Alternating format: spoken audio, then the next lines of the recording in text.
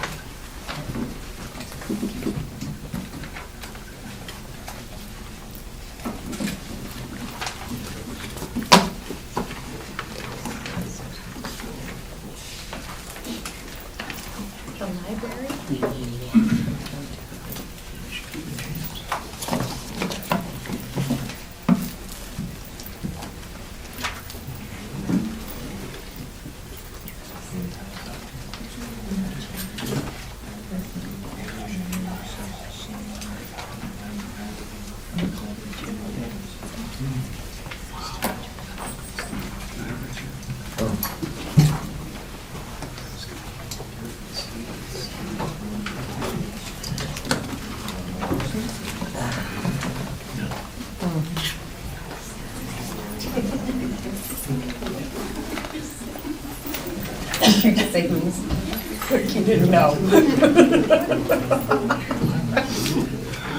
Oh, Norma. There's gotta be a way. High waist for suspenders. I'm going to sit in between you two in a minute. Go for it.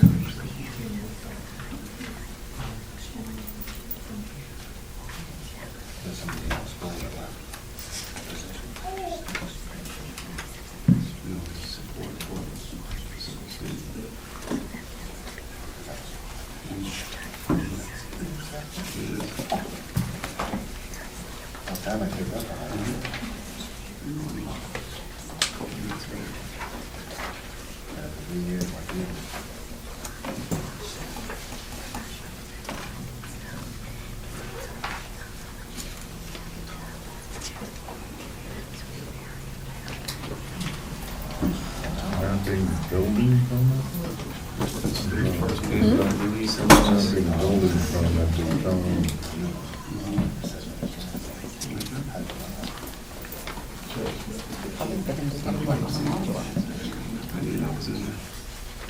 What was the mapping building permit that we had to pull for the town? What was that for? Building permit Yeah. The town of Wakefield? for, What's the invoice? If I see the invoice, I can tell you. It's pulled because of the module work? Or roofing? Could have been. Who was the company? I don't know. It's town Oh, Wakefield. town.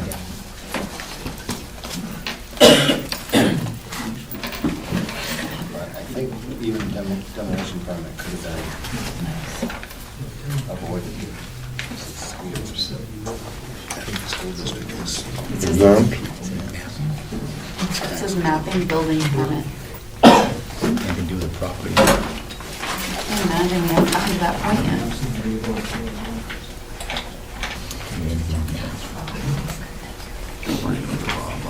Gotta look at the invoice, the invoice will tell you.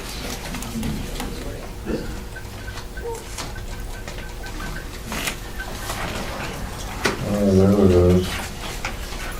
Something to try.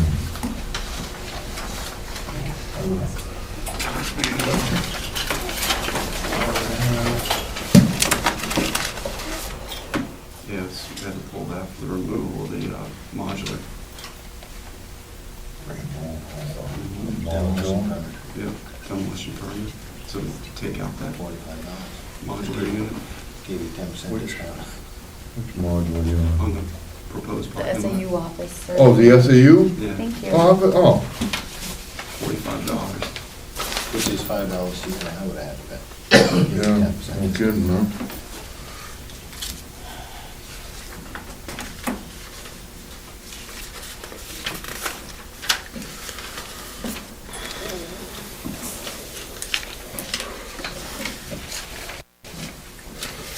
Says I'm paying the fine for not following demolition permit.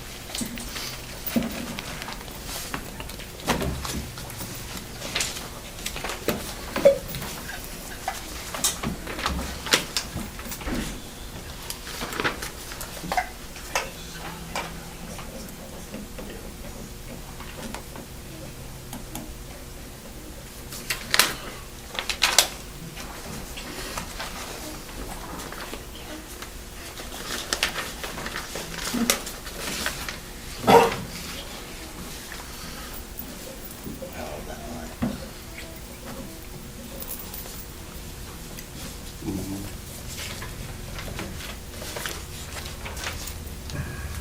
I wonder that.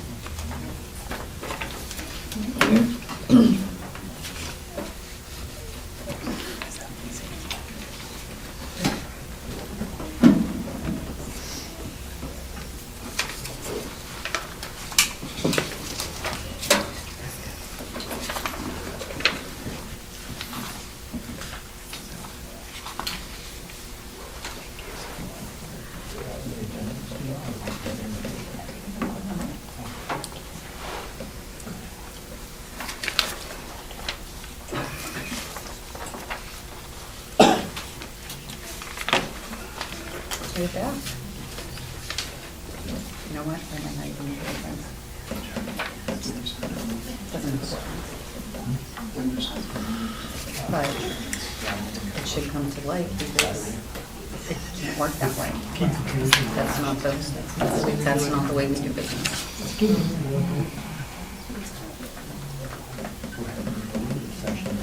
Everybody else set with the manifest? And if so, can I have a motion to approve the manifest, please? I'll make that motion. Is there a second? I'll second that. Motion second, all in favor? Aye. Aye. Aye. You want my help? So you can do that second? Huh? I know I paid it. Last numbers on over, please. Share that with them. Minutes of the last meeting. Thanks. I was handed that. I don't even have to read it.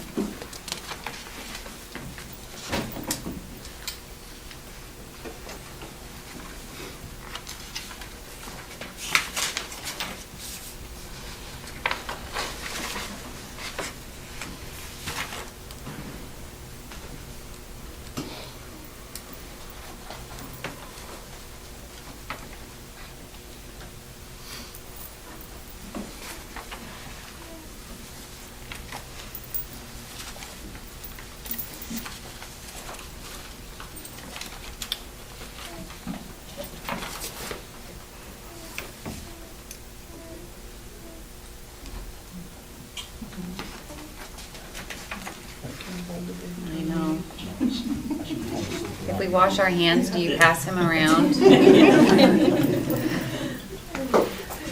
Just listen to him. I know, just the sound warms your heart. It's happiness Mm-hmm. for now. James. Good, Jim. Yeah, second page, under visit public comment, second line of the letter, second sentence, it would have been, it should be been, if Ben was actually in that, or helpful, it says it would have helpful. Not sure if Ben was in that letter or not. I'm sorry, where are you? Second page, Mhm. under the statement read by Mary Collins, the second sentence, I in the typed second it line. as she gave it to Okay. me. But yeah, I just. Wording and anything. Okay. When I made changes, I had spelled out that SB was school board and CC was Common Core. And there was one word that's not in italic type that I changed. Other than that, exactly as papers were given to me, I typed. Okay. On page 3, the middle of the page, the bullets, if you will, 1, 2, 3, the fourth bullet, Multi-age? Multi-age. multi-age, is that, Is there a hyphen in there, or is that right? Depends It's on. fine. It's fine. is it, okay, However, Mr. Chair, good. the next talking point, it says lest, should be least.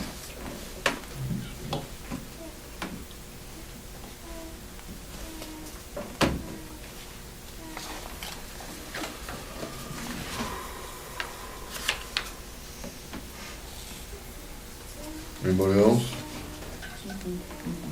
If we're all set, can I have a motion to approve the minutes of October 1st, 2014 as amended?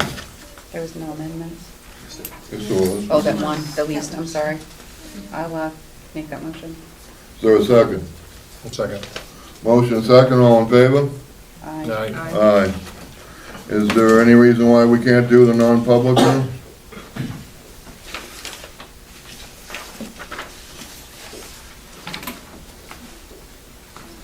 If nobody, can I have a motion to approve the non-public minutes of October 1st, 2014? I make that motion. Is there a second? Second. Motion second, all in favor? Aye. Aye.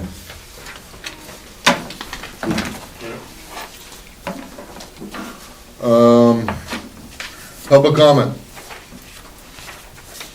Go ahead. I'd just like to read something and follow up on what we had talked about in our last meeting. I want to first say that I was pleased to see the board tabled the changes to Right Beginnings at the October 1st meeting, so more research could be done. However, I was a little surprised to see it on the agenda this evening. I had asked Ms. Kebler at the last meeting if it was okay for Judy to put the info regarding the possibilities of changes to Bright Beginnings in our weekly updates. In my October 2nd update, it stated that Ms. Kebler would be at our parent chat the following day to listen to the parents' concerns. The meeting began promptly at 8 a.m. with no Ann. At 8:15, she called to say she could not attend. The parents and I were deeply saddened with her lack of commitment. I no longer feel that Ann Kebler has the best interests of Bright Beginnings students in mind. When Ann and I had first met in October 2013, she told me Bright Beginnings was an approved special education preschool designed to help children and students like my daughter. She also went on to tell me about the low enrollment, the credentials of the special education team. I am concerned with switching to just a regular preschool program that it will change all that was promised to my family, and my child's goals and needs will not be met. My husband and I could not be happier with the Bright Beginnings program. After speaking with other parents, they are thrilled with the program as well. We all want the program to just stay as an approved special education preschool. So my question to you is, why break your promise to us? Why give our children a disadvantage when they already have challenges? Isn't Paul's School a focus school? Why not improve the programs you already have instead of taking on new ones? Have you spoken with the team at Bright Beginnings about switching the program, including the staff at the Stratford Learning Center? Do they back you 100%? With all this being said, I'm requesting that the Wakefield School Board does not make any decisions regarding Bright Beginnings, including the tuition policy this evening, until Ann meets with us. The next scheduled meeting is November 7th.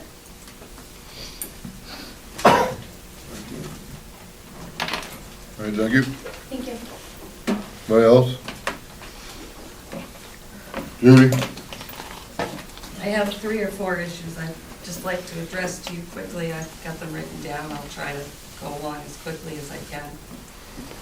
The first issue involves the use of expendable trust funds for the parking lot. The school district established an expendable trust fund last year for the parking lot at the Paul School under RSA 19820C.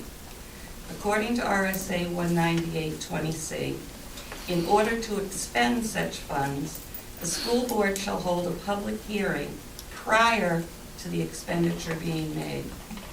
Notice of the time, place, and subject of such hearing shall be published in a newspaper of general circulation in the relevant municipality at least 7 days before the meeting is held.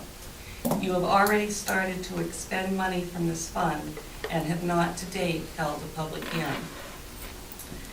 Furthermore, I would encourage you to read RSAs 3511 and 3513 in regard to transferring trust fund monies to the trustees.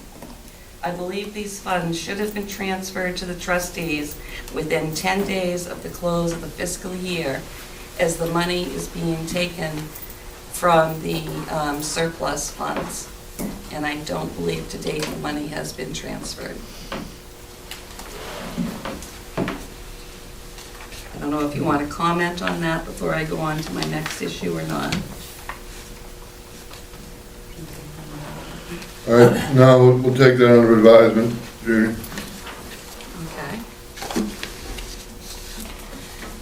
My second issue is Steve, Ralph, and Joe attended a planning board meeting on August 7th for a preliminary conceptual hearing on the parking lot. This meeting was on the planning board agenda but was not posted as a public hearing in the newspaper. The conceptual plan from Harriman was presented to the planning board, and it was explained that they would be doing a design-build RFP for the project. The planning board expressed several concerns with the plan regarding drainage and traffic flow. Steve Royal asked Nate Fogg to confirm that the Wakefield School District is exempt from town regulations. We're still waiting to hear that. Nate Fogg asked the school board to give the planning board a heads up when they want to come back with the design.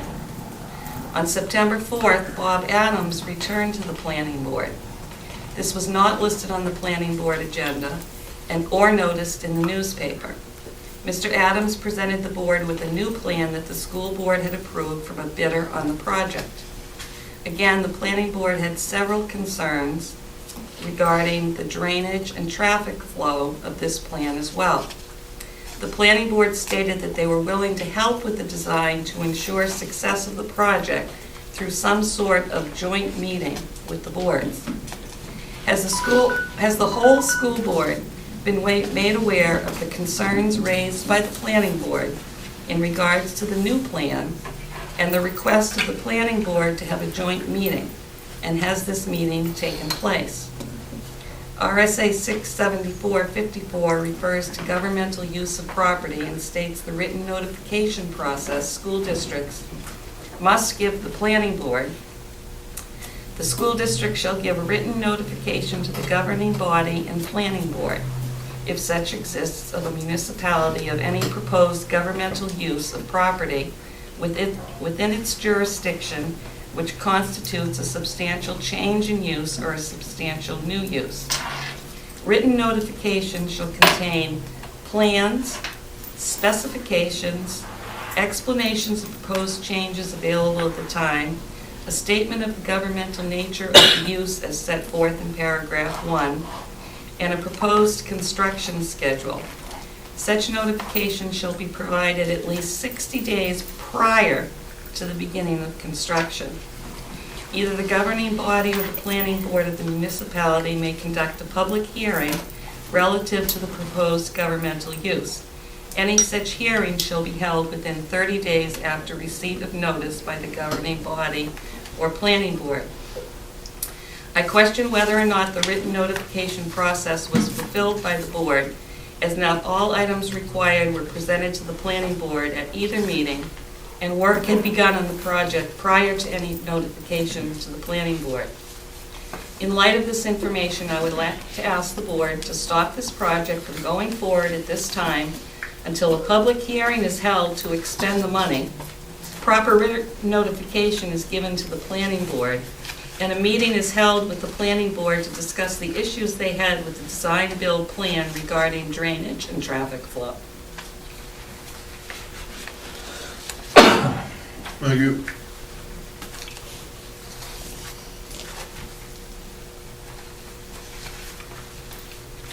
Anybody else? So, Did the board know, did the rest of the board know that these meetings had taken place with the planning board? I don't remember ever hearing anything about it. No, I didn't. I believe it was mentioned that we were going to attend one. I didn't know. Did you know? I know it was discussed at some point. We attended one planning board meeting, and Bob Adams attended us one. Okay. I have a couple of questions from, one was from Mary, she can't be here tonight. She wants to know why you're using the proficiency progress reports and not the old ones that went with the ABCs. And why wasn't there an explanation to the parents?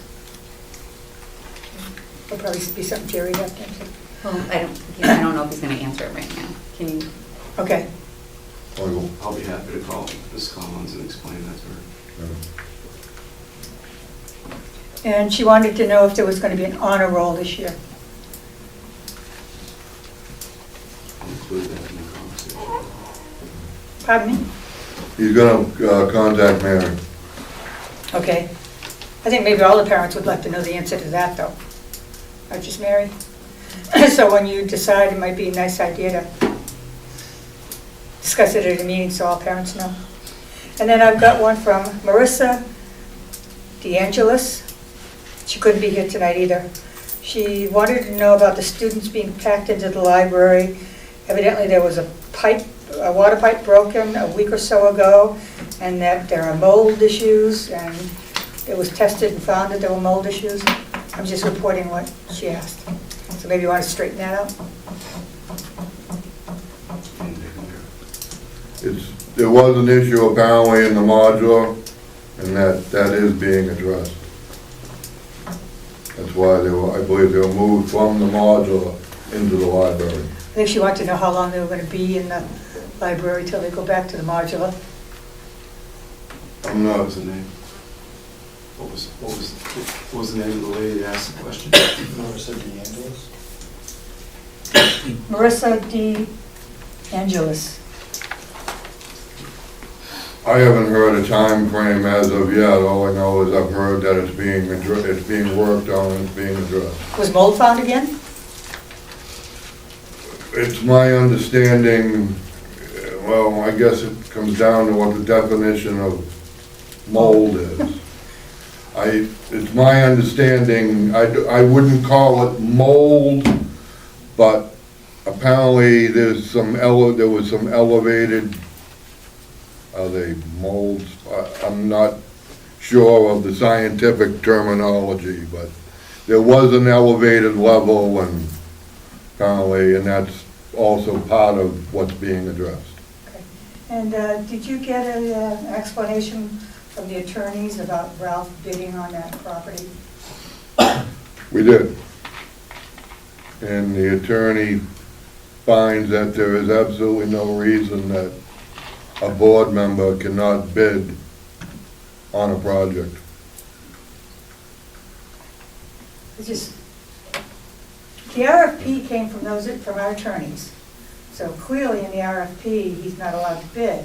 So the same attorneys that wrote that RFP for us are now saying that some, what question was asked of the attorney? Did you call him, Steve, or No, I didn't go. what question was asked of the attorney? Sure, Mr. Brown, I can answer that. I asked the question that the board asked me to ask. You look that question up in the minutes. Would you do it by email or by phone? My phone. Because it all depends on what question you ask. I mean, there are case laws, there are numerous writings by attorneys that says that this is a conflict of interest, that if nothing less unethical. So I find it very hard that your attorney said that, but I guess we'll have to go to phase 2. Thank you. Anybody else? You had your 3 minutes, Judy. How Policy much, doesn't say 3 minutes. how much longer? Last meeting, I think we were like over an hour and a half in public comment. I mean, Oh, they'll try to make this one real quick. all right, I appreciate it, thank you. At the July 16th meeting, Mr. Tercey stated that there were no bids received on the third round of bidding for tree removal, but one appeared at this meeting. The successful bid was not delivered to the SAU by the deadline as required in the bid announcement, but brought to a meeting 15 days after the bid deadline by Mr. Fogg and given to the chairman, and all pages of the bid document and requirements were not returned as required in the bid document. Both the RFP document and the newspaper notice said proposals received after the closing date will not be accepted and bids were due by July 1st, either mailed or delivered to the SAU. The bid from the original bidder of the first 2 rounds of bidding was only rejected after the first bid, not the second round of bidding. The bid was never checked by the board or administration to see if it complied with the RFP. Mr. Fogg deliberated and voted on this matter and did not disclose to the board that he would be working on this project with the successful bidder. He even offered to pay for the third bid to be reposted. Can the board explain to me why this is not a conflict of interest as described in Wakefield School Board Policy BCB?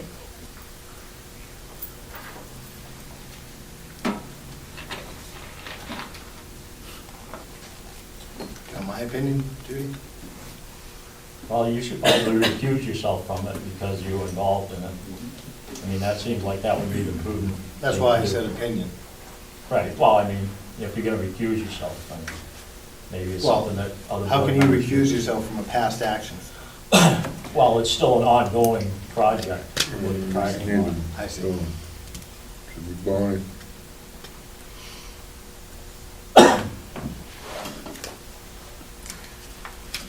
We can move on to public comment, we can discuss it. I'll hold my question till we move on till we move to parking lot bids.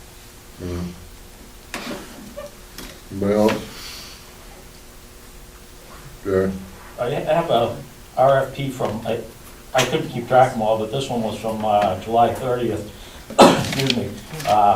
And at the beginning, it says rejection or award of proposals. I had spoken to, well, it was actually Dale Crawford. He bid on doing tree removal on that property, I think twice. And his bids were rejected because he was told that the school board only received 1 bid on the job. And in order to award the bid, they had to receive 3 bids. Is that a policy that, That's not accurate. so he bid like $9,200 to do the logging and the stump removal the first time, and I think that was rejected. You know, it was a lot more money than that. The biggest reason for the rejection, what was the cost itself? Multiple bids did come up. It is in the policy when, and don't quote it, I believe it's when feasible or when possible to try to get 3 bids.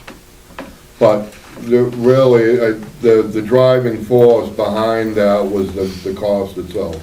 So he was never denied because you didn't receive enough bids on the project? That was the first one. You said his first bid was too expensive and somebody else bid less money to cut the trees down and remove the stumps and haul them away and grind the 4 stumps down that were too close to the hot top to remove them without damaging the hot top? Like I stated, it was basically because the cost was the real reason for the rejection. And then there was a discussion of trying to get 3 bids whenever possible.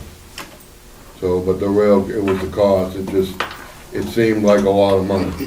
What was the final price to remove the trees? I see the stumps seem to still be there. The bid for the tree was 6,000. Okay, I may not have, this July 30th one may not be the one that had all the specifics on that. But you, so if you got the bid to remove the stumps, they didn't finish doing that yet then? Or was it not in the bid to remove the stumps? The stumps weren't part of it, removing the stumps weren't part of it. Weren't part of the third bid. One part, well, I mean, the first bid, when he was the only bidder, was the stump removal a part of that bid? I'd have to go back and look at it. Not that I recall that being the case. It was a part of it, so was it part of the second bid to remove the stumps and grind those ones? Because, I mean, removing the stumps is expensive. You're looking at $200 or $300 a load to get rid of stumps, so that's a pretty significant increase. If somebody came in and did the same job without having potentially $2,000 or $3,000 worth of extra cost to do the job, I don't know if that would be considered a fair and equitable bid process. Well, when we only got one bid, I do recall the superintendent saying that maybe we ought to, anybody should go out and try to solicit more bids, and that's what happened. So it was reposted, you decided to put it out for bid again after the first one was too expensive? Yeah. And then the second one that he bid, $10,000, the second time that was also too expensive? It was more than that. I think he said roughly $10,200. It was more than that, but, all right, yeah. And then the third bid was accepted, and that was the bid that, who put the third bid in for $6,000? I believe it was Mr. Colbath. Seems like a pretty strange bidding process to me. I'm just kind of curious on something Judy mentioned. It says on payments from surplus, it says whenever any town shall have voted to transfer any accumulated surplus to the capital reserve fund, the town clerk shall forward to the Board of Selectmen and the town treasurer within 10 days of the adoption of the vote a certified copy of the same. The selectmen shall then draw on an order to the town treasurer for the amount of the surplus set forth in said vote. The town treasurer shall, on receipt of this order, immediately transfer to the trustees of the trust funds of the town the specified amount specified in order, or in the case of an optional fiscal town year, within 10 days of the determination of the surplus following the close of the fiscal year. Well, I think that the close of the fiscal year would have been the 30th of June, so that may have been something that should have been transferred before September or October. We're gonna have to take it all under advisement and do background work on it. Yeah, we're gonna have to take that under advisement, Jerry, and get all the ducks in a row, because it's, without seeing all the information in front of you, it's difficult to go remember every little detail. Well, that's a pretty big detail, but hasn't MRI been working with the SAU? Honestly, we're gonna have to take it under advisement. You'll soon hear why we have to take it under advisement. Please, just, if you could just be patient with us. Sure. For another couple minutes. You bet. Thank you. What else? Seeing none, old business, parking lot bids. Mrs. Seer. I'm at a point that this is absolutely ridiculous. I need to know if we're missing RSAs, if we're not having public hearings, if we're attending town meetings as a board and the rest of the board doesn't know about it, if we're accepting bids on different plans that aren't even the ones that were approved on the warrant article, I need to know, and I'm asking my board and my administration this, who is our advocate to direct us through everything and through all of this so that our I's are dotted, our T's are crossed? Is it Mr. Adams? Is it you? Should we be hiring an outside advocate? Because obviously there are things that we're missing that we don't know that we need to be doing, and we look like fools. And I don't like that. I want all the information. I want every law, everything, every step. I want out, and I want it check mark off, and I want backing that we've done the right thing for the town people every step of the way. And this is chaos. This is unorganized chaos, and it's ridiculous.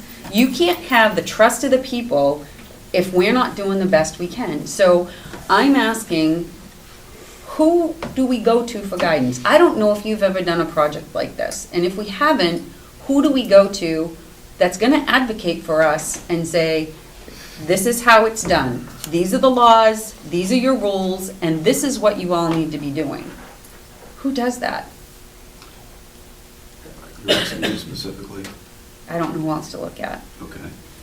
When we originally started this project, we had a process laid out, and then we started going out for additional bids. When we had a full phased plan that was presented to us, preliminary, and Ed mentioned that we should package this as a full phase plan, and where we started venturing off was basically rebidding out each individual project, and that's where it got messy. So we need to, I agree with you that we should focus it all on a overall package deal and follow through with that. Did the attorney look at all the RSAs? All of the RSAs, what, for the parking lot, to see if, when the question, whatever question was asked of the attorney, was that question part of looking at all applicable RSAs? I asked the attorney to let the board know whether Mr. Fogg could bid on the project as a school board member, and looking specifically at our policies as well as how the RFP was written, and that was her response that all the board received. Dawn? I want to go back to, quite frankly, I want to go back to the beginning, if we could, and just say, this is our goal. These are the steps we need to take to obtain that goal.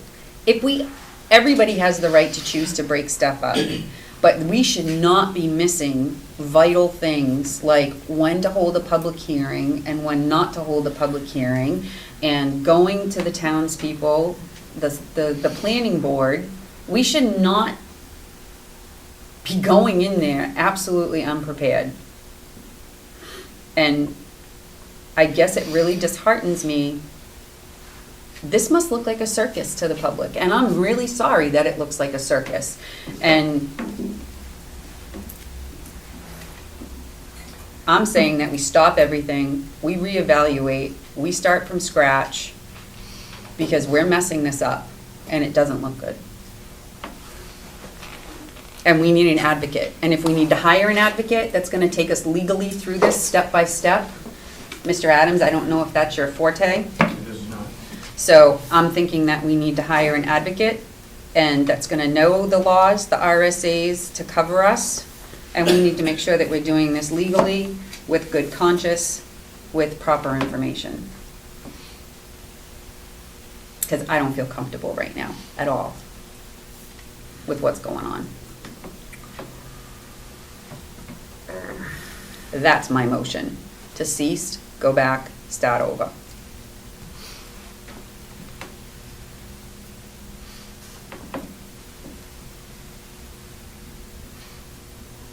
I'll second that. We gotta get a handle on this. Discussion.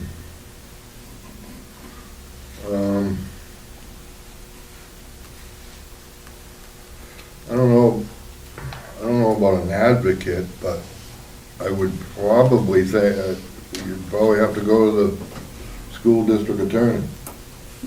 there has to be site managers that have done this in other areas that can work for us. And yes, you might have to pay the fee for a site manager, but we need this done. That's not an attorney, that's a site manager that's gonna know the laws of the town, know the school education laws, and can guide us through this step by step. And so they're gonna know 1, 2, 3, 4 RSAs.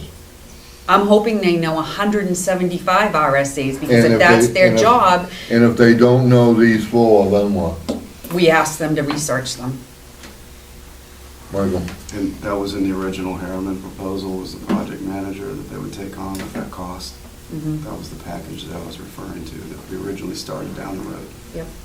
I think we need to go back and reevaluate everything. My motion's gonna stand. But as far as, I'll ask, do you think that the school district attorney should research these RSAs? I have in my notes that we'll get the full attorney's opinion on how the process should work and what RSAs should be followed. Should we, did you write down these specific RSAs that were I'll get them mentioned? from you. Okay. I would, might as well have those on. I have All them right. printed, I'd be happy to provide it to you. I would love that, please. Thank you. So would that be your recommendation? What would be your recommendation? An attorney or, what did you call it? Site manager, Site manager. project Project manager. manager? What would, My recommendation would be go back to the original proposal and look at that, how it was phased in and all the key players that were part of that and not break away from that. Bid on a full proposal from start to finish, Mhm. so it's not piecemeal. wow. And then things don't fall through the crack. But the only problem with that is we did that and we got an estimate of $500,000. That was for the There is, entire. there is no reason, Mr. Chairman, that we can't go back, start over, look at the plan, speak with Harriman, decide that, one, we need a project manager. Two, Mr. Harriman, with all due respect, we can't afford this right away. We need to break this up into phases. I'm sure the project manager could help us out with that. But if we're breaking laws, not taking bids on honest with good faith, that's not anything I want to be part of. No, and I don't care, and I will state, and I think I was speaking for myself, but I think I can speak for the rest of the, nobody wants to do that. Everybody wants to make sure this is all on the up and up, and all the Ts are crossed. The only thing is looking at trying to save the taxpayers' money. If people don't want to save money, we can go back to the $500,000 project. I mean, that doesn't make sense to Which me. we all were shell-shocked. Exactly. We were all shell-shocked, but So, I'm gonna, but I agree. I mean, it all has to be done, on the up and up. right, the right way, make sure we're adhering to all we're supposed to be doing, and, it comes down to, if Mr. Fogg was 10 cents more, I wouldn't vote for his bid. The only thing I looked at is trying to, hopefully we're doing everything. Apparently, there's some questions as to whether things have not been done or have been done, but the bottom line was just trying to save people some money. Yeah, I'm gonna Period. vote to, I'm gonna ask to move the question, move the motion. There's a motion and a second. All in favor? Aye. Aye. Aye. Thank you. Committee reports, policies.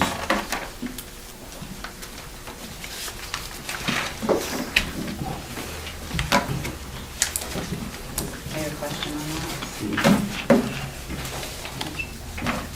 I can speak to Mr. Chair. if Go ahead, Michael. I have a question on this one. you would. The policy EH data management is here for the board for a second reading and approval.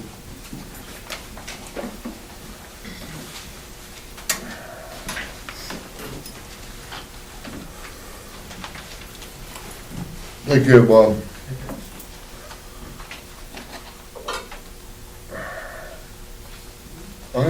Actually,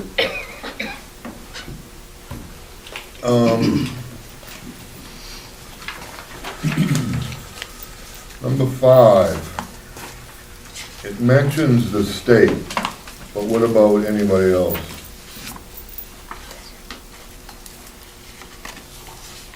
Your last sentence of that, number 5, says any person who knowingly violates this provision. But it only refers to the state. That's the exact RSA. Word. But what about information going out to anybody else besides the state?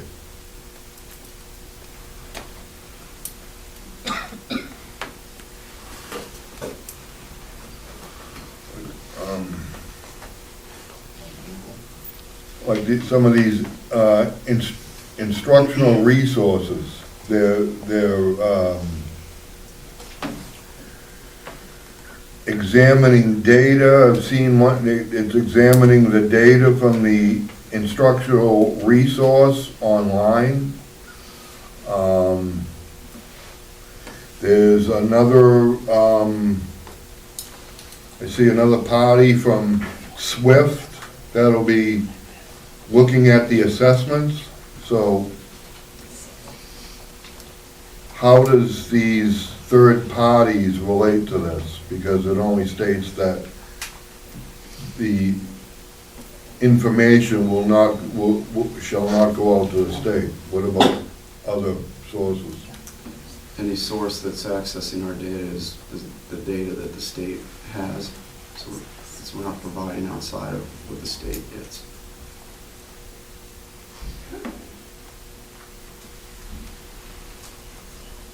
Which is minimal.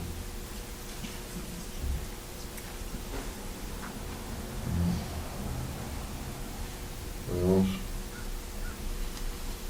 I make a motion to accept the EH. I second that motion. Motion and second, all in favor? Aye. Aye.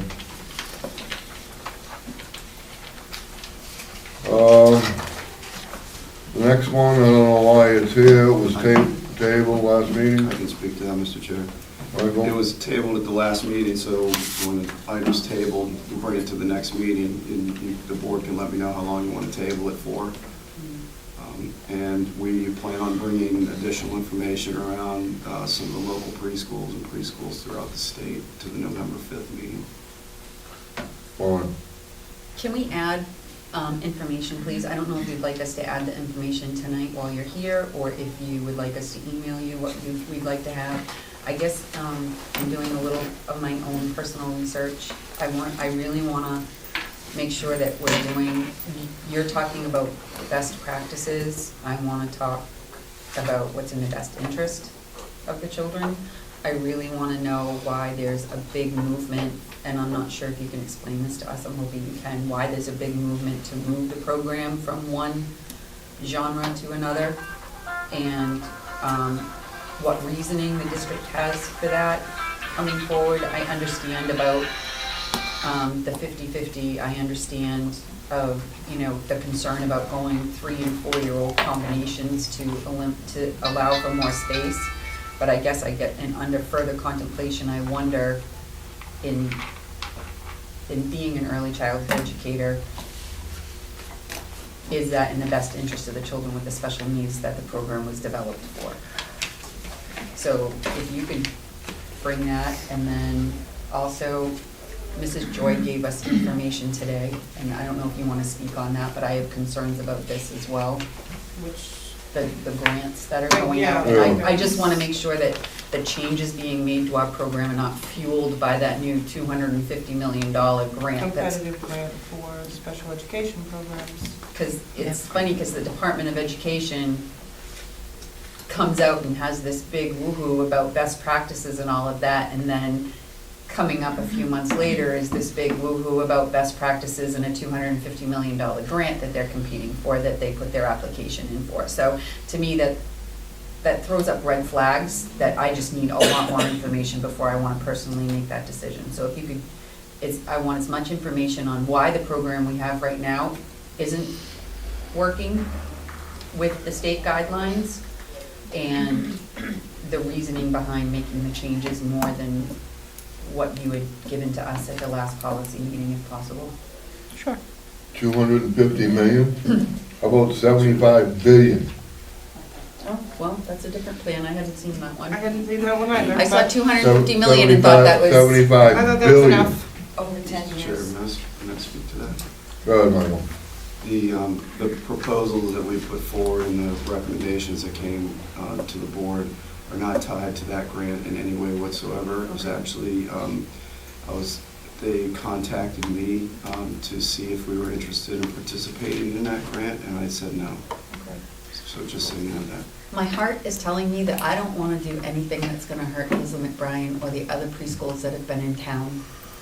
When the program, when Bright Beginnings came, it was what I thought was for special needs students as well as autistic students, and that it was going to be geared towards those students in mind. So I just have concerns, like I told you the other day. I just have concerns, and I don't want to ever, I want to make sure that the needs of the children of Wakefield are met, and that we're not pushing other people out of business. That would not be something that we do. Well, if it's not broken, why are we trying to fix it? Adage comes to mind, so that's one of my concerns. Yep, I have 5 different models of preschools that I'll be sharing with you. I'll be sharing with you the continuum of placement for students with disabilities, and I'll try to answer these questions as best I can. Yeah.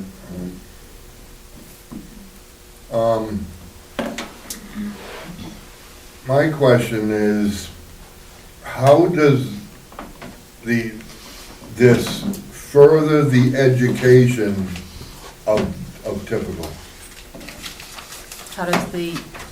How does this program further the education of typical students? So if you could add that to the list, please.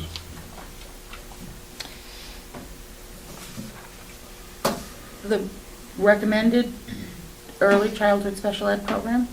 Yes, that we're discussing with this JFAD.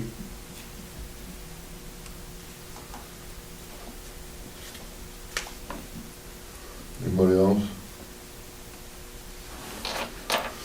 New business.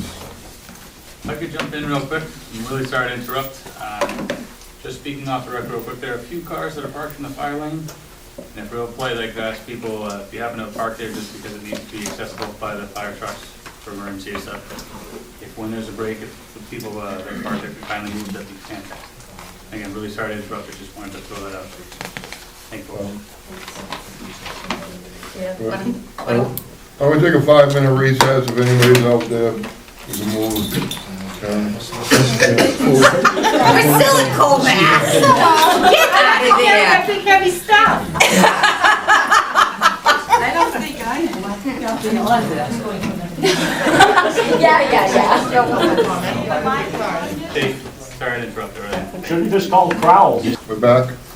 Are you all legal now? Yes. Just checking. He said he was gonna stick around, so I didn't know if you guys were just doing a loop and coming back. All the way around the block with this kid. I parked there for 2 years. We just didn't know if you were doing a loop. So They is the moved police. the fire lane. True. So is They the police. moved the fire They lane. moved the fire lane on you, just to confuse you, I'll Mrs. park on the Mason. lawn next Telling time. you, government's out to get you guys. New business, anonymous comments and public safety. Mr. Chairman, I asked for this item to be placed on the agenda because I am aware of anonymous comments, and I feel as though some anonymous comments at times are only made to incite action. Some actions include distrust and animosity, and it's unfair to the person that the comments are directed to or above.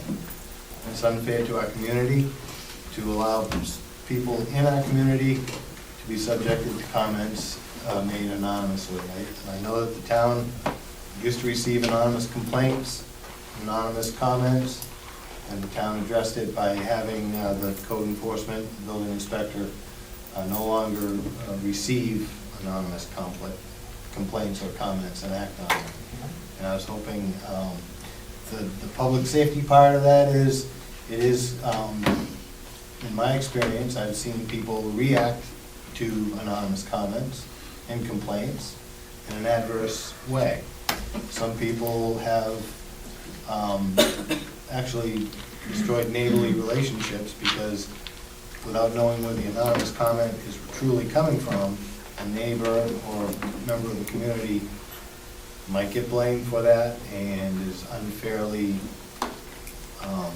punished or subjected to some sort of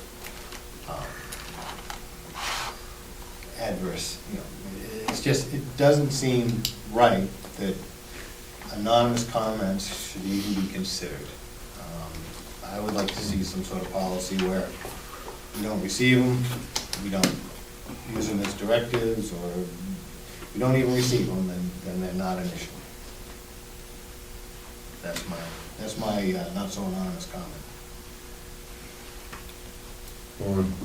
I guess I understand your position and where you're coming from, but I also worry about if we set a policy, and say that the school would get an anonymous call that something bad is gonna happen, and policy says to displace it, then we could be putting the livelihood of the children at risk.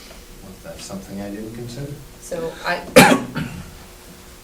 That's something I did not consider. because I think that, and that happens, It does. so Well, there's certainly a difference between trying to direct action and save life and limb. When it comes to anonymous comments or calls, it may say, your child's in danger, or the school building's about to blow up. That's different than trying to say, this is a conflict of interest, and this is the direction you should take, and don't listen to that guy because he's full of baloney, and don't listen to that woman because she's worse. Would that be the public safety piece? I tried to address the public safety piece. The public safety piece is what, No, the public safety piece would be just what Bonnie said. If there was an emergency, public safety would, I understand that the anonymous comments are sometimes extremely derogatory and hurtful. I look at it and know those things aren't being, at this point in time, those things aren't being said about me. They have been before, and it takes a really thick skin to say, this person doesn't have the courage to come forth and use their own name.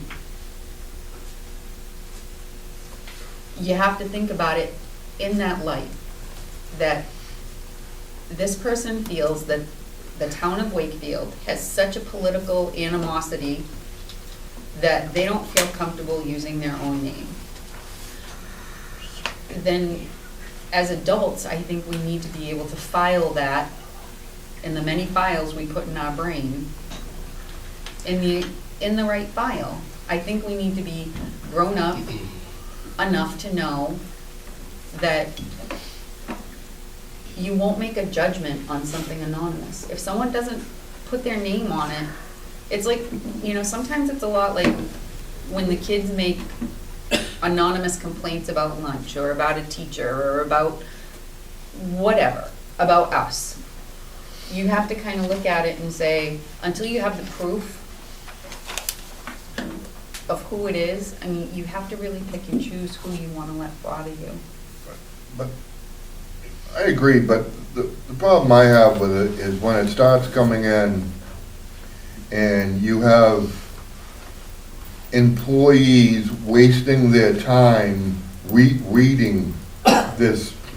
Everybody has a right to read whatever they want, and everybody has a right to their own opinion and their own beliefs. But not when they should be, educating the children, not reading some anonymous person's Honey, they can rant. read it at home, they can read it on their lunch Right. break, they can But I know choose to for a do that. fact that it came in this building. Well, that's fine, but just because it comes in Well, the no, it's building not doesn't... fine. Well, it's taxpayers' money. It's taxpayers' money that it's utilizing.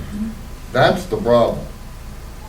If we have professionals in positions that need to be paying attention to one thing with their time, do they need to be, sending it out on a wider fault? Can you let the public know what you're talking about? Because we're all kind of lost here, I think. Anonymous Did you complaint, receive an anonymous comments is what we're Did you talking about. receive something? Not Yes. like a threat or anything, is it? Like a, Well, no. It's defamatory in character. someone sent something inflammatory to the school? Well, Uh, apparently it went to the members. SAU and then it came to the school. After it went to former school board members. And Yes, I it's, know what you're talking about now. and it's anonymous? It's a fake person. You don't bring it up. Well, it's obviously a real person under a fake name without, to me, But they're- you know, you're not, if you can't stand to be counted, be quiet, you know?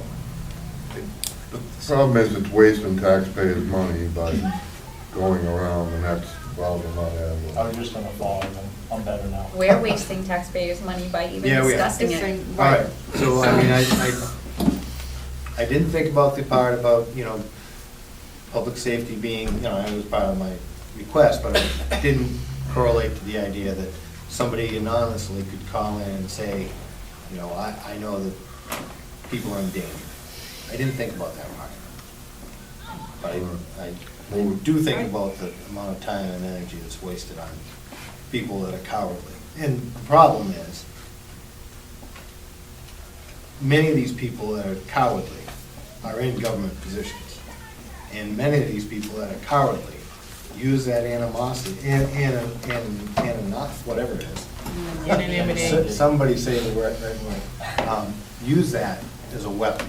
They'll say one thing one time under one person's name or one anonymous comment, and then in real life, they'll come out and say the opposite in order to, they're pushing an agenda, let them do it under their own name. Everybody should be under the understanding that one side of the aisle or the other, it doesn't matter. Just stand and be counted, make your comments. The more you talk about it, the more ammunition you're giving them. Yeah, Right. I We know it's not gonna- it's Administration, not gonna curriculum change. coordinators report. Any questions on my report? Bonnie? Fine. I'm looking through, and I'm really happy that the staff has taken this, and they're doing it. I just, in clarification, some says that they've been identified, while others say they've been created. So have some classes started working on them, and then others have just identified them and haven't started any work yet? Is that right? Correct. And what is the timeline? Because some of the ones on your list are the same as on your other list, that they were identified, but there hasn't been any work put towards them. So at what timeline have we given them or asked them to see if they could get those So my completed? report to this board was due prior to our last Friday's professional half-day on Mhm. curriculum. So that's Okay. why it didn't change much from the last time. Oh, okay, all right. So you'll notice, as we In move a month, forward, we'll notice more. they'll be like, unit by unit for each of the grades will start changing. That's wonderful, thank you. Mr. Chair, Michael? we set a timeline for the end of June 2016. The curriculum was completed. Thank you. It's posted on the website for parents.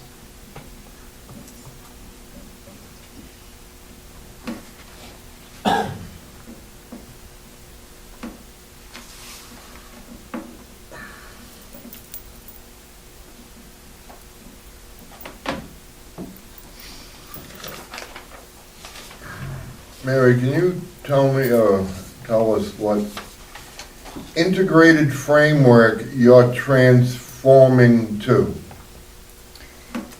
Well, SWIFT, that's the acronym, SWIFT is the acronym for the School-Wide Integrated Framework for Transformation. That has 5 domains, and underneath those domains, 2 features for each domain, so 10 features. Mr. Chair. Michael? Go ahead. So the SWIFT initiative is basically, we are part of a cohort group throughout the state where I believe there's 5 districts that are part of the SWIFT initiative that we are able to utilize resources outside of the state for any other type of initiatives that we feel as a staff want to move forward in.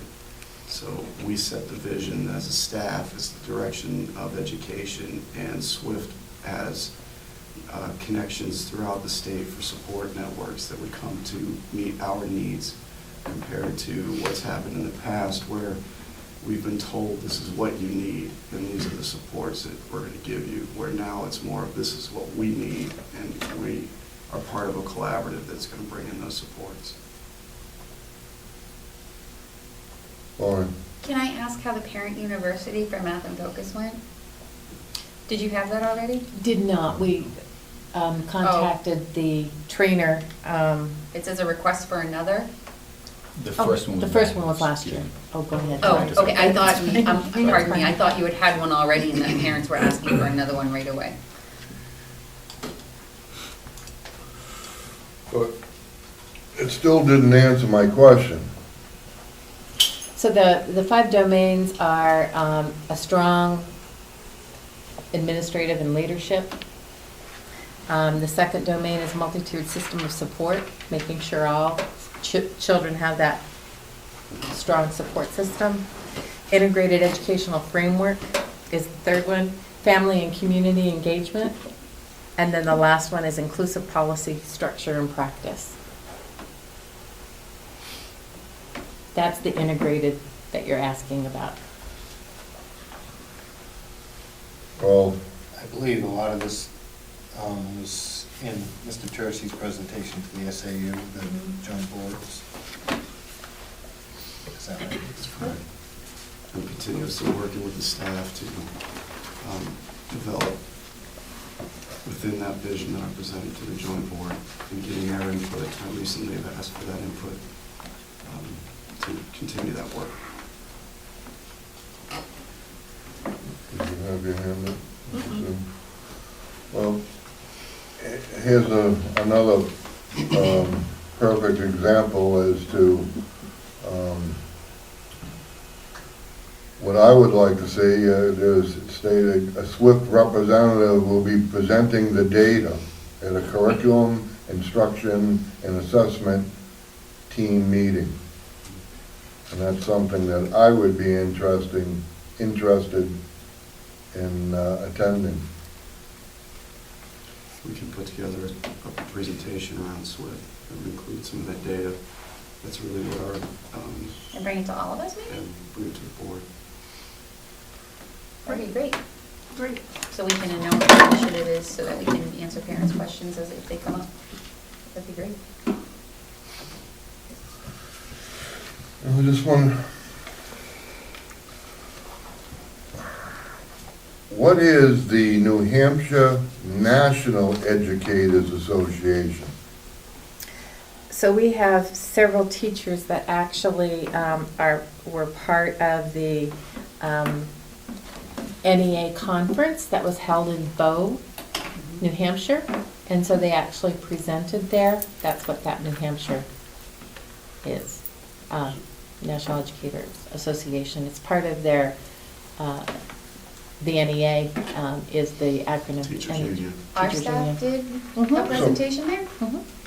So Very is it a state conference or is it a national conference?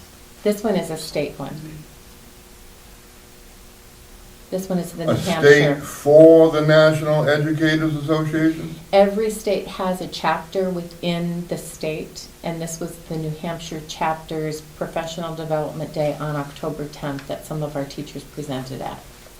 They have another one in March. It's every year, October and March.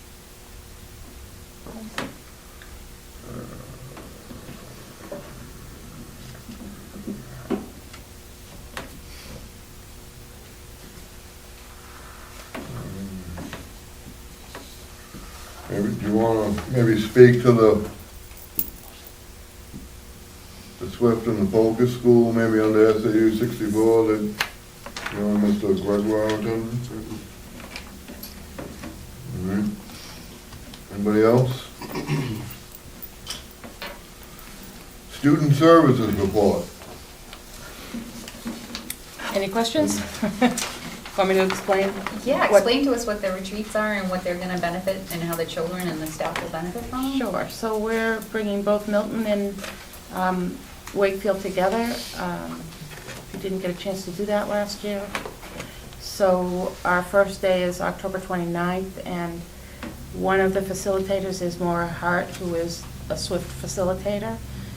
She and Donna Beauregard, who's from the New Hampshire Department of Ed, are going to be working with our special educators around helping train paraeducators to help our students become more independent versus enabling our students, because the research is really telling us that paraprofessionals' support isn't really improving student achievement.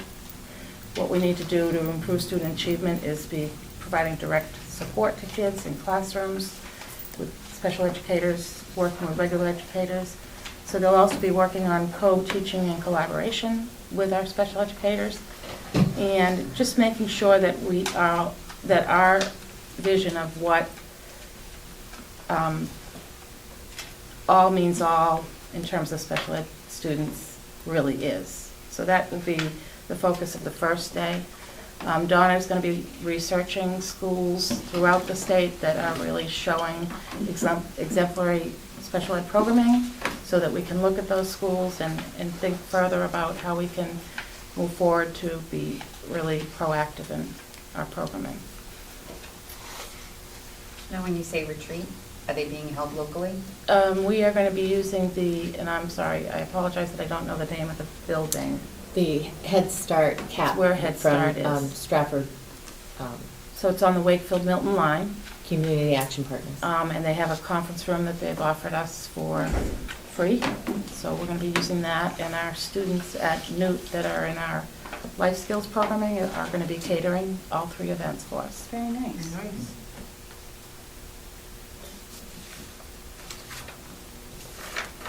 Anybody else? Principals report.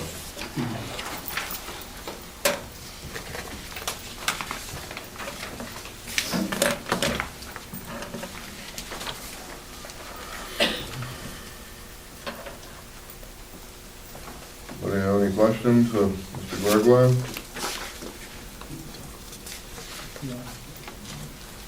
And you say we have about 35 left on our residency retrieval.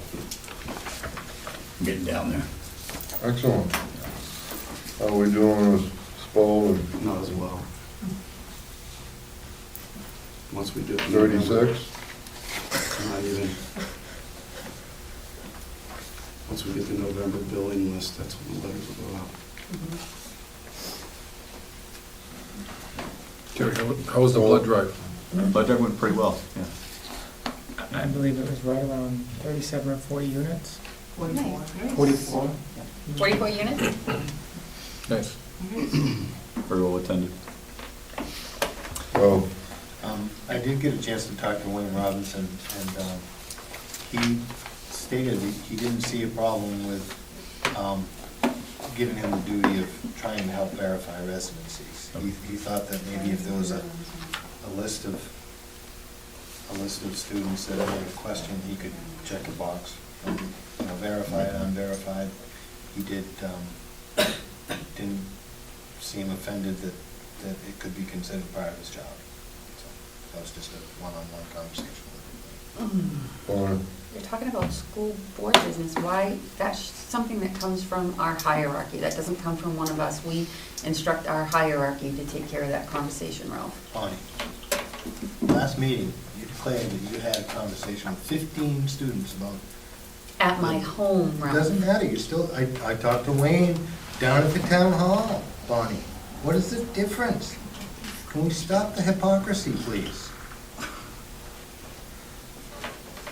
I did say that I'd ask Wayne, and I think I stated that, well, could we ask Wayne? So I bumped into him at the town hall, and I asked him, if that's a grievance, holy moly. How do you want to sit at a public board and act in the interest of the town, but do nothing?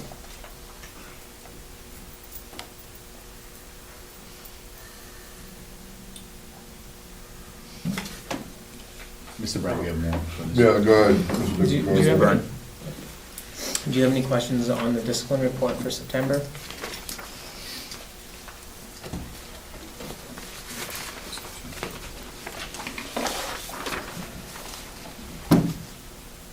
you could hit some of the highlights, Mr. Byrne. I definitely can do that. If you look at the overall from last year, if you look at the last 3 years, when you look at the year of 2012 to 2013, we had over 60 referrals in that month alone. When you look at the year of 2000, for just that month, when you look at 2013 to 14, which was last year, we had approximately 26 referrals.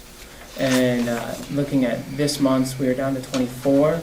Our in-building behavior referrals have plummeted. We have had some issues with some bus referrals, some repeat offenders on the bus. Our suspensions are 0 other than 1 bus suspension, and that again is because of repeat offending on the bus. At this point, really what you're seeing for some of our bus referrals are our lower grades who are testing the limits on what they can get away with on the bus as they're moving further away from the bus driver, because they go in order of age. So that's what you're looking at there. And our repeat offenders are accounted for 33% of all of our office visits. So, 8 visits, our four repeat offenders counted for 8 of those visits. Bus referrals are part of the graph on the right, correct? Bus referrals? On which graph on the right?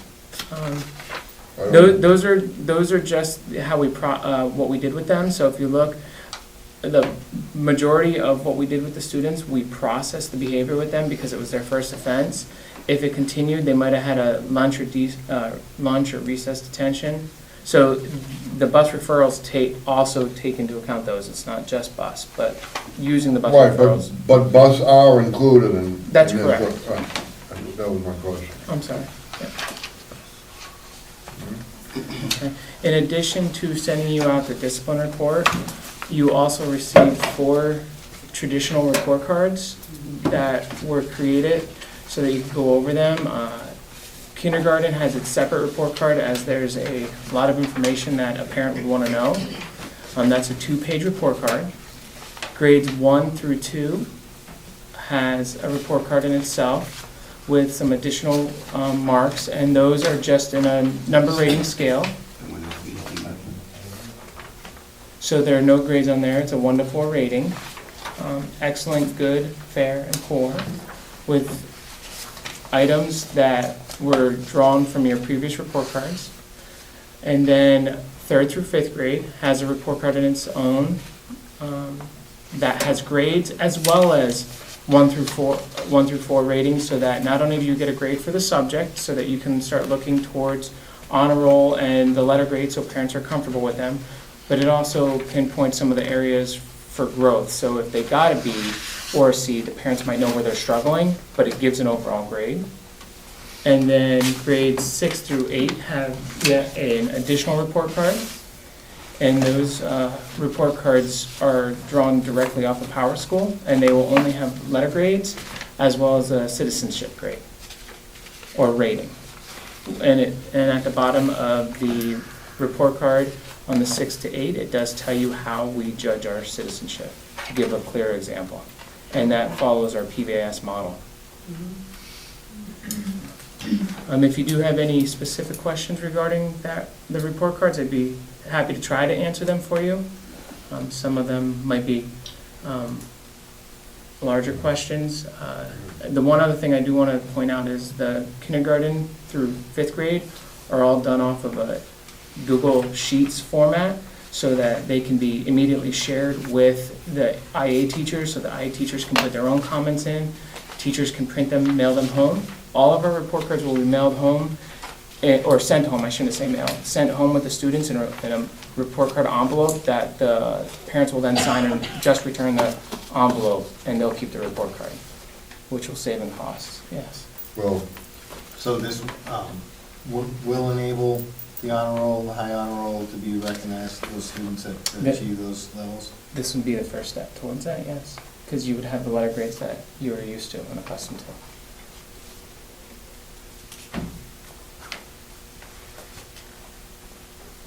Anything else? Any question?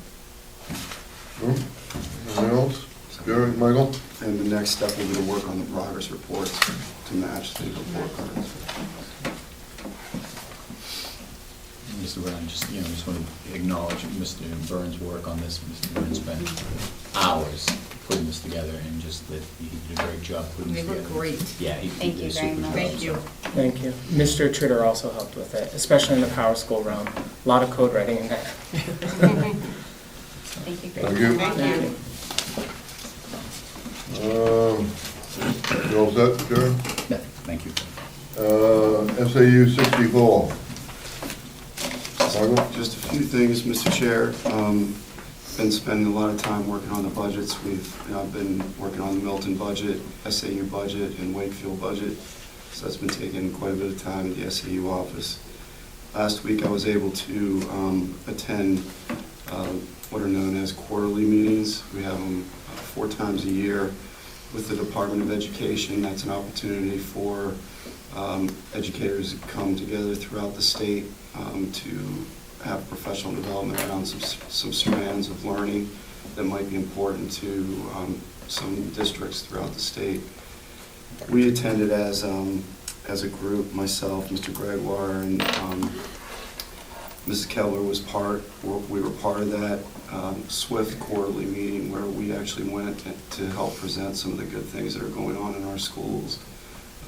And it was nice to be there and express some of the forward thinking that's happening at Paul School, and we're getting recognition for that. So we're there representing Paul School and some of the great things that are going on at the Paul School.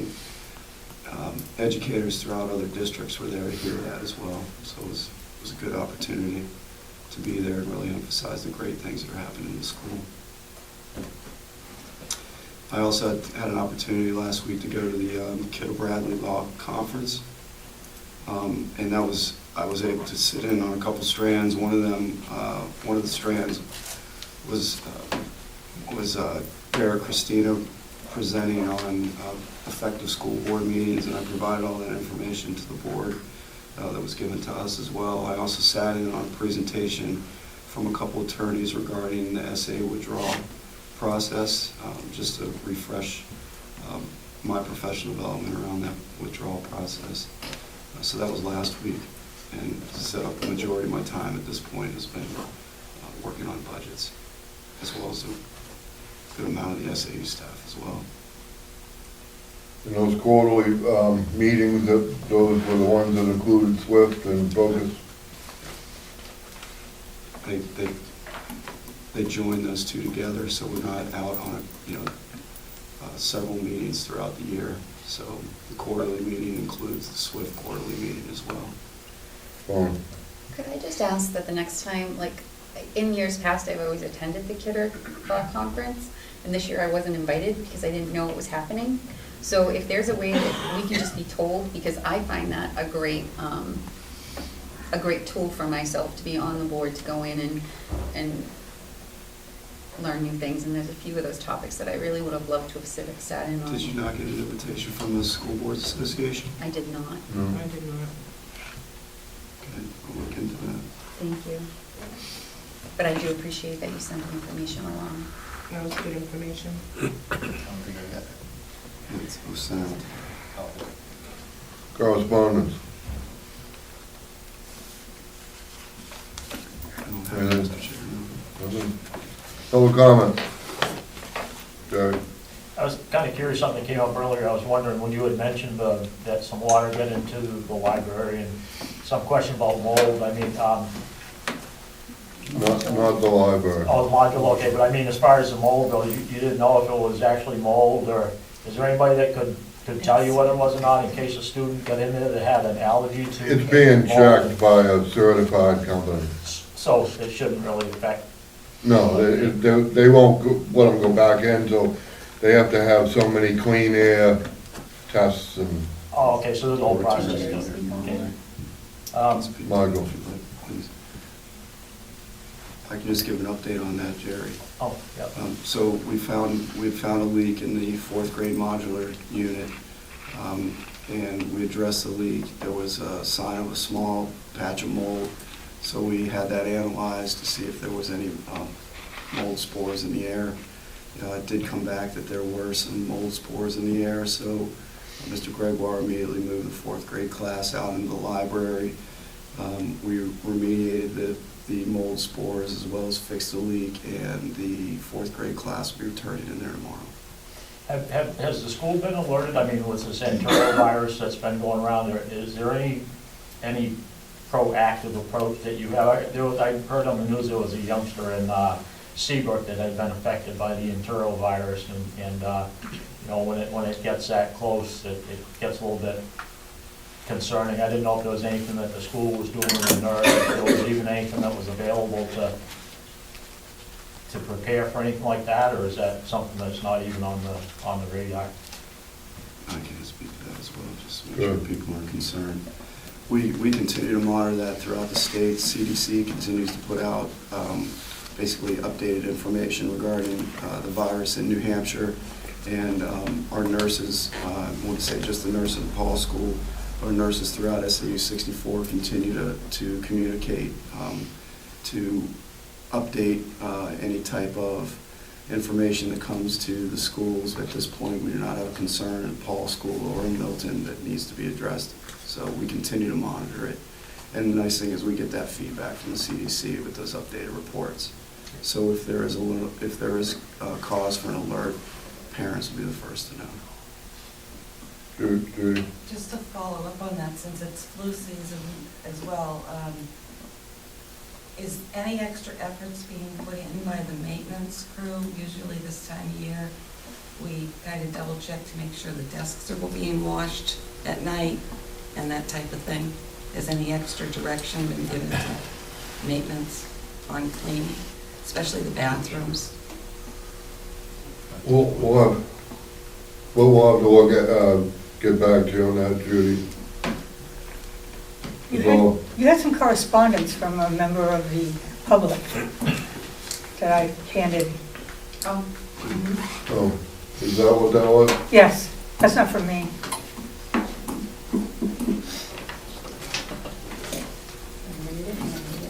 You go ahead and go. School board members are not employees of the school district. They are elected officials that receive stipends. Not all districts have stipends. School board members are agents to expend monies from the trust funds and capital reserves. Therefore, Mr. Fogg cannot bid on a project where the board members are also agents to expend, as it states in our RFP. Mr. Fogg created the project, serves on the facilities committee that worked on the RFP, has access to all bids and information that a bidder does not, knows the quotes that are made by the public until the bid is awarded. Mr. Fogg also removed the trees. Was he an employee of Mr. Colbath? Was he paid by Mr. Colbath to remove the trees? As stated in the RFP, if Mr. Fogg worked for Mr. Colbath, this makes him his employee, and therefore this is a conflict of interest. He should have notified the board, etc. If this was done in non-public, this could be a lawsuit. Mr. Crawford's second bid was never rejected at the facilities committee meeting. See minutes of the facilities meeting, 6/4/14. The bid for Mr. Colbath was not received through the SAU. Mr. Fogg slipped it to Mr. Brown at the facilities meeting on 7/16/14. Signed by. Is that a name on there? No.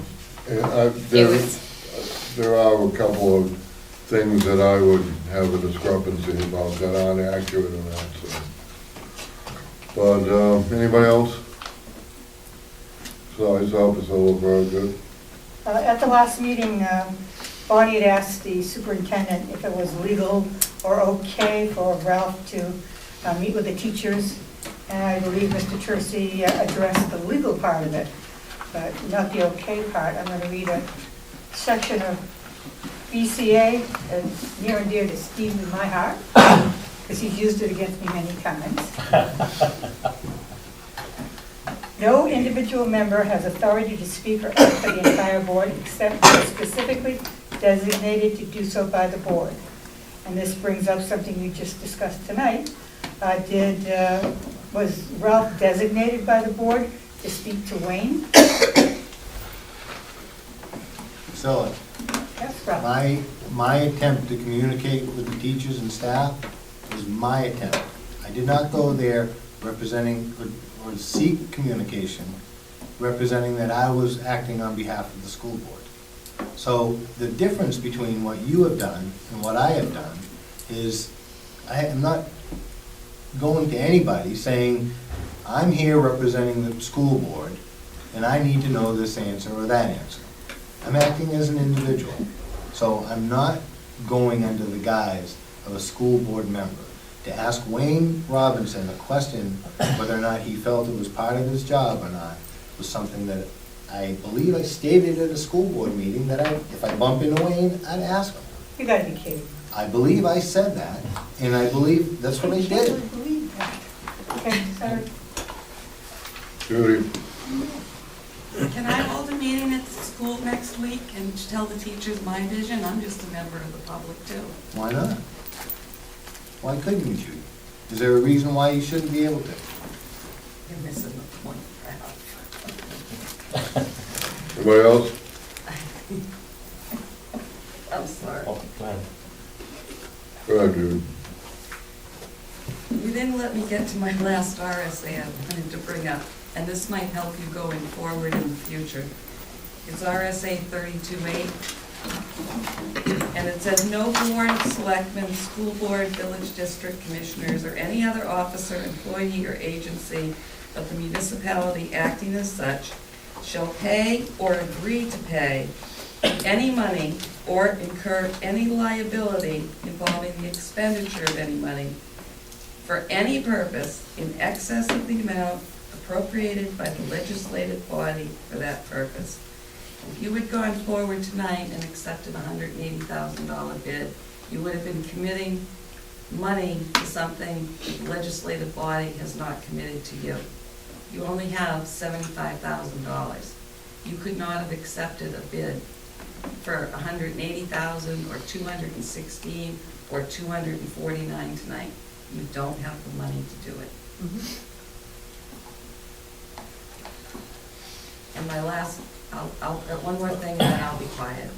Going forward on this project, if Mr. Fogg is going to be interested in bidding in the future, if that's what you're going to be doing, is he going to be removed from the facilities committee to participate in the process? Because he should not be participating in the process, discussing, voting, deliberating, if he is going to be a bidder in the future, which means he should not be on the facility committee either. Thank you. What else, Jerry? Yeah, the facilities meeting, I think it was, maybe it was July 16th. There was a part about 9.5 minutes into, I think it was on Ed's website, GovernmentOversite.com, but it was listed as a facilities meeting. And I was watching it last week, I think, maybe 2 weeks ago, and I noticed that Mr. Tercey had mentioned during the meeting that they hadn't received any bids for the parking lot project. And while he was speaking, I could see Ralph had put an envelope down on the table near where Steve was sitting. And then after Mr. Tercey said that he hadn't received any bids, Steve opened the envelope and said, oh, I have a bid here from Ralph Fogg for $100,000 to do that project. But well, you can go look at it. It's right on TV. But the thing about it was, when you opened the bid, it just looked like one single piece of paper with a bid. You have to be referring to the trees. Yeah, it was a trees, Jim. Yeah. The trees, The trees, okay, the trees. not $180,000. Oh, it was for the trees, yeah. Well, I think my point was the way that the bid was submitted, and it was on like 9 minutes and 30 seconds or something of that meeting on the facilities meeting. And Mr. Tercey had said that they hadn't received a bid. Well, all the bids on the RFPs that I read, the bids were to be submitted to the SAU, and I think it was like 2 weeks past the deadline for submitting the bill, for submitting the bid. You missed that conversation back a while ago. He's right. Was So it? We've made mistakes, we're trying to move forward. It's the same thing I was talking about earlier. Oh, all right. Well, it's just, you know, it doesn't give the appearance of a lot of integrity to the public. I mean, a lot of the public is already cynical and stuff, and if they see something on TV or something on the internet like that, it just makes them a little bit suspect of, like, you know, not only you guys, but any of us that serve in a public capacity. I mean, you know, the administration, the school board, and anybody that serves, because there is a certain amount of cynicism toward us. A lot of people think that we, you know, serve the town or the school board or whatever in order to gain something on our, you know, for ourselves, and we don't need to, you know, we don't need to further that impression with people. Thank you. Anybody else? All right. I will make a motion to go into non-public under RSA 91A32. We don't have to think for non-public. You don't? Then strike that motion. I will make a motion to adjourn. Second. Motion and second. All in favor? Aye. Aye. Thank you for coming. Thank you.